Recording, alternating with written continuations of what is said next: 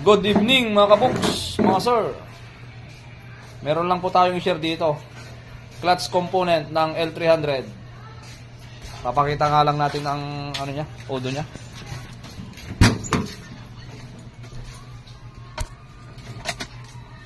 You know, 71,000 kilometers pa lang ang tinatakbo. Pero alam nyo ba kung ilang ulit na bang ibinaba ito mga sir? Baka magugulat po kayo. 3 ulit na pong pinalitan ng clutch component. Pangatlo po ngayon. Noong unang baba. Tapos mga ilang buwan lang inabutan ng pagkasira sa bagyo. Tumirik. So pinalitan nila.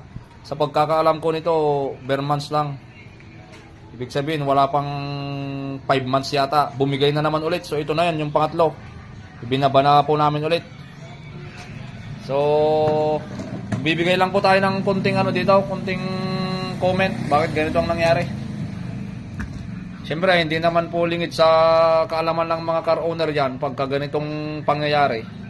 May isip po nila agad baka clutch driver yung gumagamit dito. Sa mga viewer po natin, hindi po kayo nagkakamali mga sir, dahil itong nangyari dito, ako po ang isang patunay na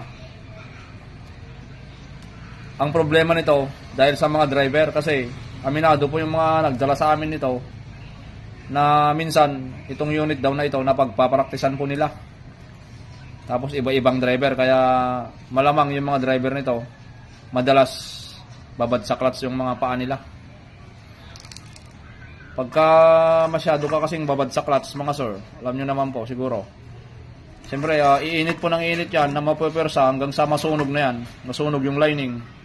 Siyempre hihina yan, kagaya nito, tungkab to oh, uminit, nasunog. Kaya ganito ang nangyari.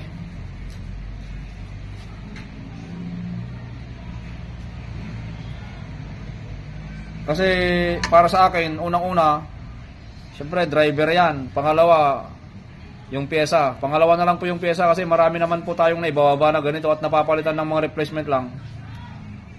Medyo tumatagal din naman po mga sir.